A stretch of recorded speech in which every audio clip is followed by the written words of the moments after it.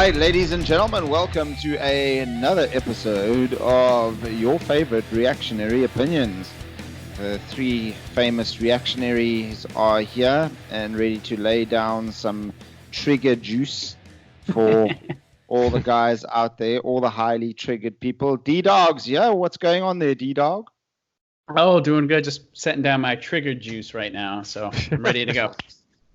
That's it, my bro. Russell, what's happening there, brother? It's all good. I'm looking forward to going through this show tonight with old Dylan with all his wise words.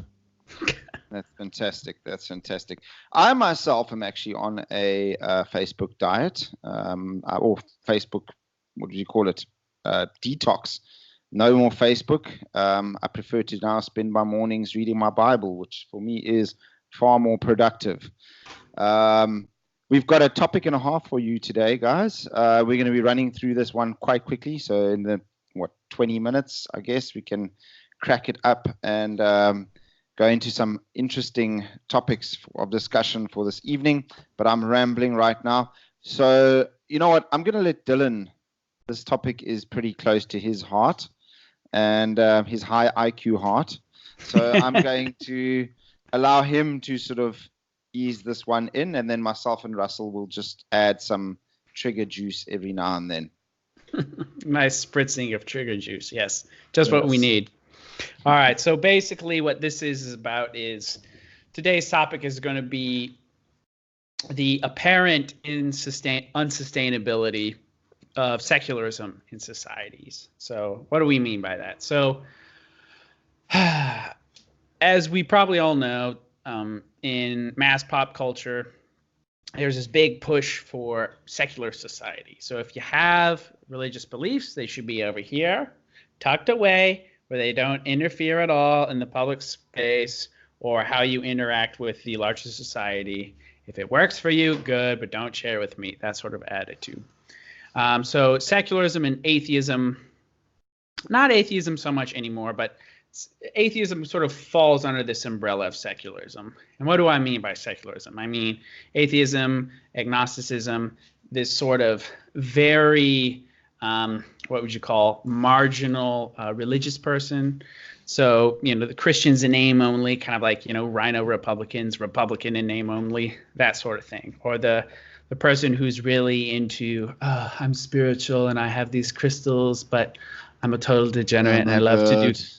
Yeah, chakras are so aligned today. Yes. I just want to travel. I just want to stare at the mountain, collect my crystals, and get my chakras in the line and bang strangers internationally. That's all I want. So yeah, my favorite holiday spot is Bali. Yes, exactly. So so those sorts of people, right? So they don't even necessarily have to be atheistic. They just fall into this general secularist category, right? They view the world as secular people. And in popular culture, it's sort of sold as, the correlation. Well, look at Western societies. They're the most secular, yet at the same time, they're the most advanced. Don't you want to, get on with the program and whatever?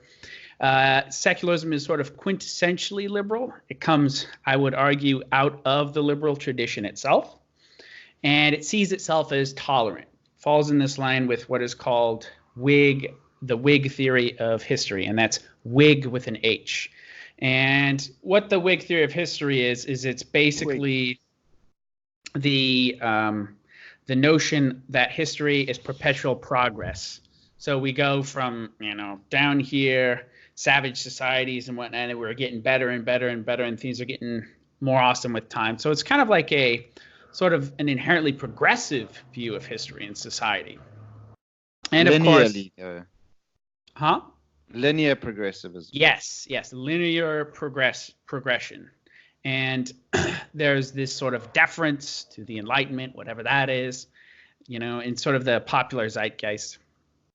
And, to show this, like I said, people will say Western societies, most secular, very rich.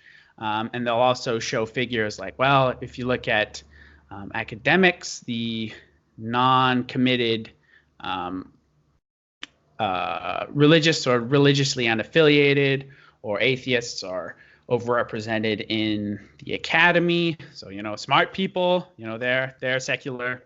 And this sort of saw its cultural peak, I think, in modern times with the sort of new atheism phase of the sort of late 2000s. Big cultural push, a lot of money behind it, and there was a lot of mass publicity to sort of sell this gospel of sort of secularism to the world. And I think fundamentally that's what it is sort of, it was atheism, but the way they sold it was the supposed benefits of secularism. So anyways. I wonder why that is, Dylan. Why do you think that they would almost kind of want to distance themselves from being labeled as atheist? Well, I think for part of it is because a lot of people just aren't atheists. I mean, atheists are a minority in society, and they always have been. So I think a lot of people, they're not particularly keen on atheism. So they may be secular, but they don't have a hostility to religion that not all, but a lot of atheists do.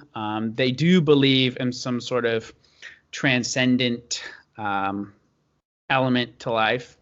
Deism. Yeah, exactly. Some sort of deistic sort of approach, sort of God that the life some sort of weird fence sitting, fun rainbows and unicorns kind of stuff. Exactly. So they're not willing to sort of go all the way, and I think they sort of intuitively get that they sort of, there's kind of something out there, but they're not curious enough to sort of know what it is, and they're NPC enough to sort of just go along with this sort of general secular trend that they're being. I bet you they also hate organized religion, bro. Organized religion. I bet you. Well, they hate organized religion. I bet you, Dylan, they would be Christians if it wasn't for organized religion, bro. Oh no, most certainly, I'm sure a lot of them would. But look, I find a lot of this, on the appeal of secularism, I find a lot of their precepts or things they try to prop themselves up with as, kind of anti-natural law, or sometimes even though they come out of the so-called Enlightenment, they seem to be rather irrational. Like for instance, the gospel of secularism.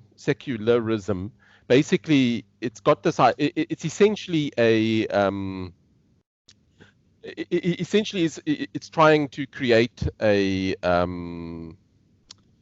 like what you said, a new gospel, where you're trying to reach as many people as possible, a kind of like a universalism, and which doesn't. It's almost like they're riding roughshod over the cultural progressions and ways that people have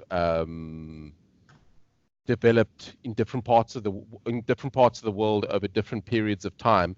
They kind of just chuck that all over there and just throw, okay, we're just doing this Enlightenment secularism. We're all just going to come along now with this. So in actual fact, it's not very tolerant at all, because it actually rides roughshod over everything.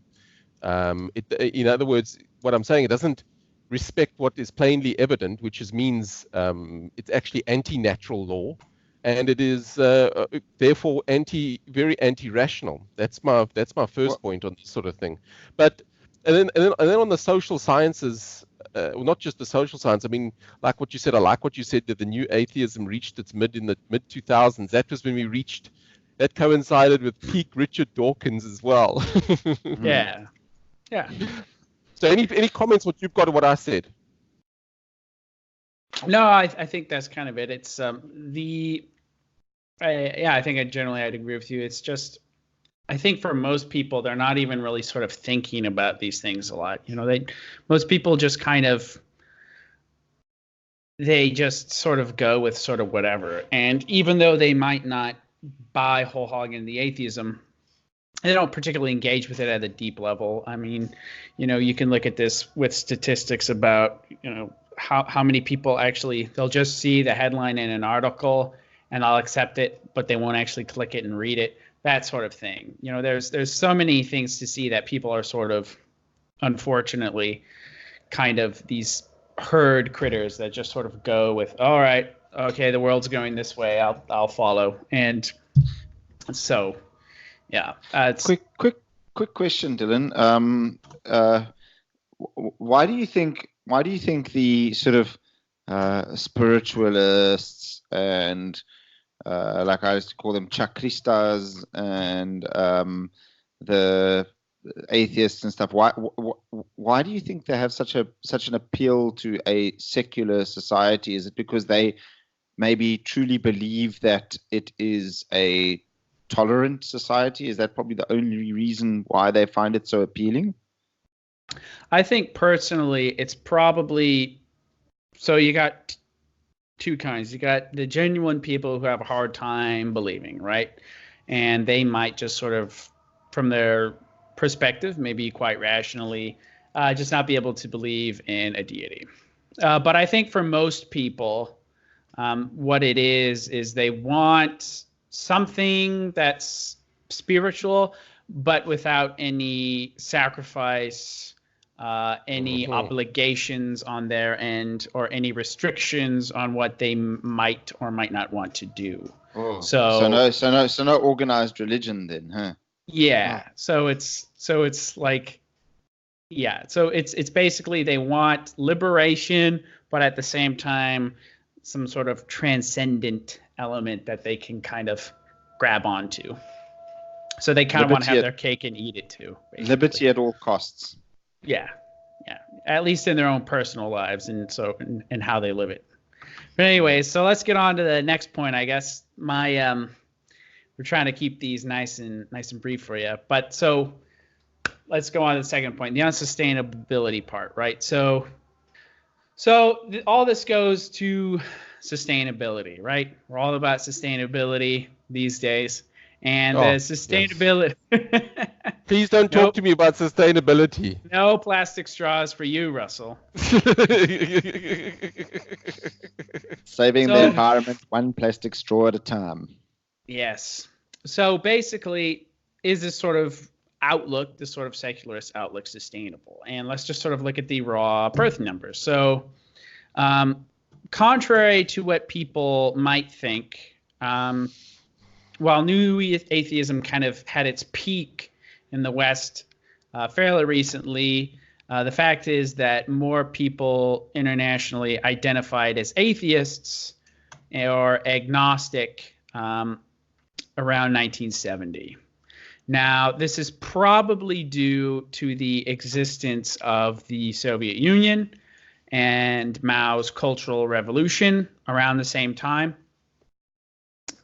So you didn't have this sort of, you had this kind of state-enforced atheism being imposed on society.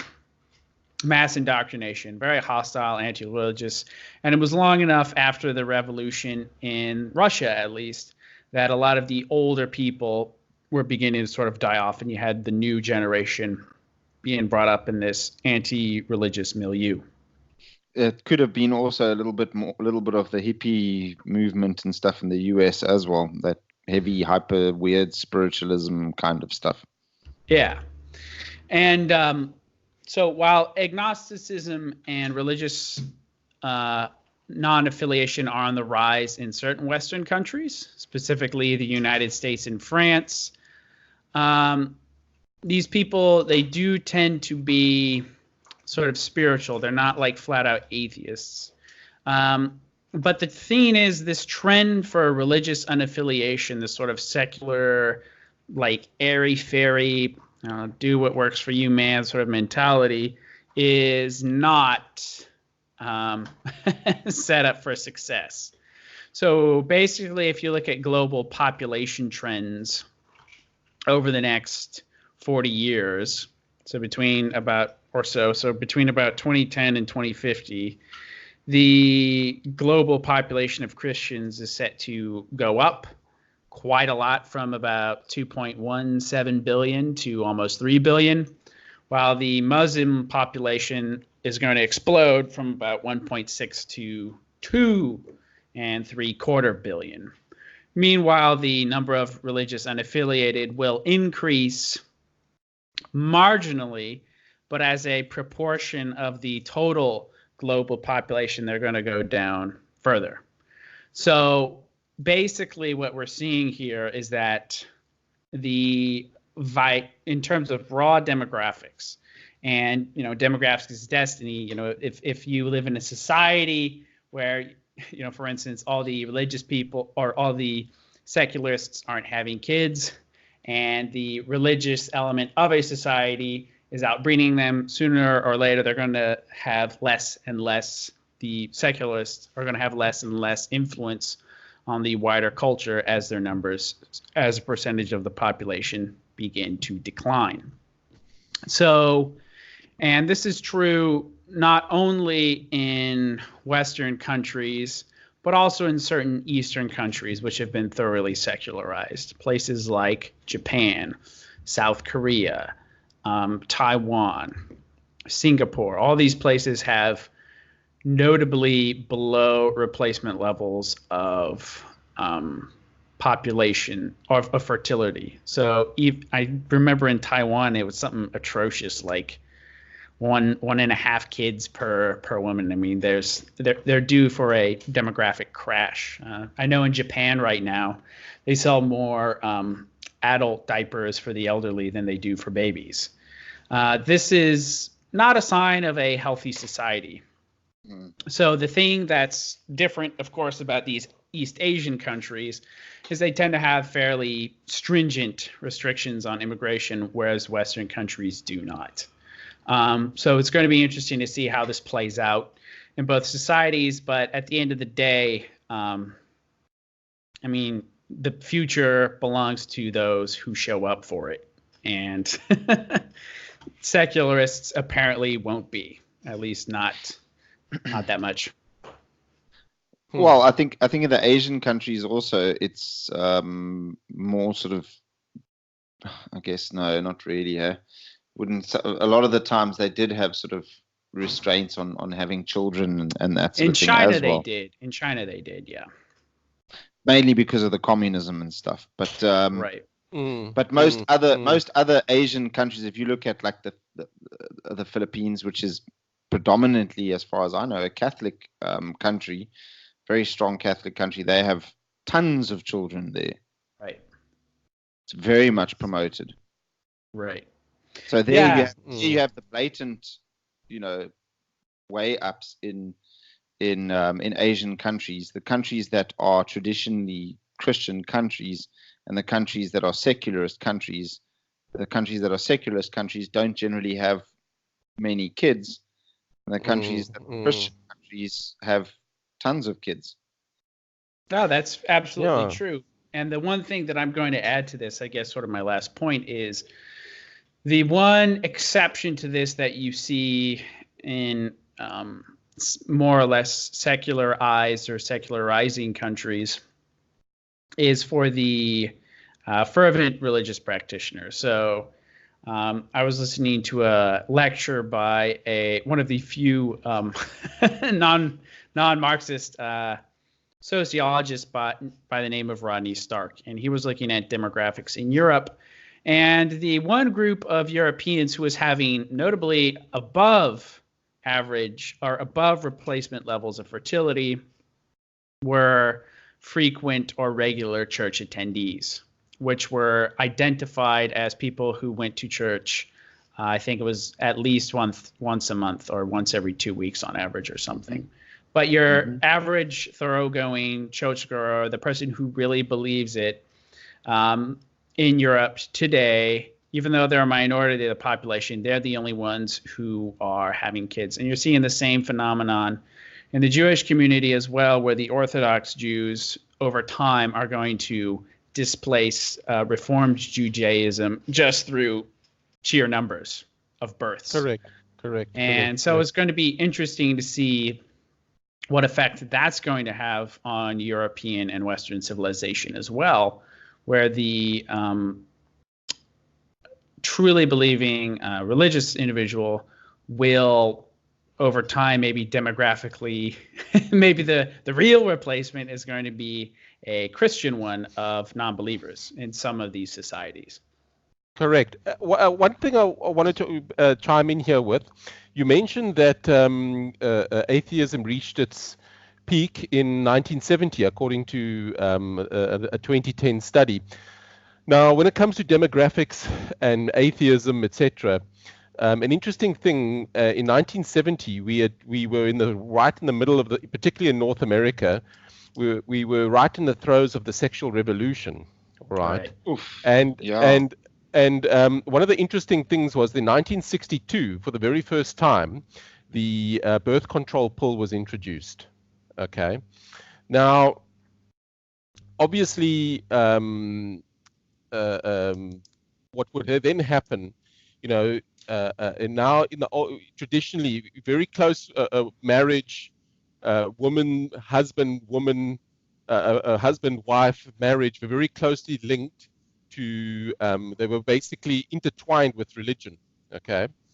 Now with when you offer somebody the pill, all right, now that woman no longer needs to make good decisions anymore.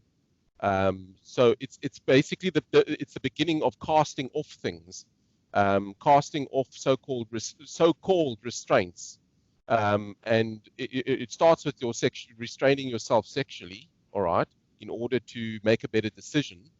You don't need to do that anymore because you've got the pill. So we just move on from that. You cast off the so-called restrictions of religion, going further and further and further and further. Just a little interesting thing I thought I'd bring up there. What do you guys think? Yeah, no, I think that certainly has something to do with it. And of course, about the only groups in modern society who are skeptical, at least, of mass birth control are the traditional sort of religious types. So Orthodox, Hasidic Jews, the traditional sort of pre-Vatican I, Vatican I and back Catholics and stuff. They come on, man. It's still birth control is still very much frowned upon in the Catholic Church. Very much. But so basically, your traditionalist religious denominations, whatever they might be. So whether it's Islam, your trads, yeah. So they're the only people nowadays who don't particularly go in for mass birth control, and apparently, it's evident by the numbers. Yeah, I'm just saying that this all I'm saying is that it had an impact on people's overall psyche. We can throw off this restraint, we can throw off anything. Yeah, so that's how it ties. That's how birth control and stuff ties in with liberalism and stuff. Liberalism, atheism, and decline. That's what I'm getting Secularism, atheism, liberalism, the whole birth control. They're all under the same umbrella. Yeah, all under the same vendetta. Yeah. So, do you guys want to save this conversation for episode dose or whatever? It's yes. We continue this in the next episode. In episode 2, in the next episode, we're going to be having a discussion about obviously the numbers and the philosophy behind all of that. But before I do that, guys, I'd like to read a passage from the Bible with regards to having children and all of that. And this is the generic go-to verse. It's Genesis 1:28, which is basically a go-to verse when it comes to having children. And it says, God blessed them and said to them, be fruitful and increase in number, fill the earth and subdue it, rule over fish and sea and the birds in the sky, and over every living creature that moves on the ground. And there's one other verse that I want to read, which is from Psalms, which is got to do with finding a wife, having a family and all of it. It says, your wife shall be like a fruitful vine within your house, your children like olive plants around your table. Behold, for thus shall the man be blessed who fears the Lord. That's Psalm 128, verse 3-4. So those are some good solid Bible verses for you guys out there.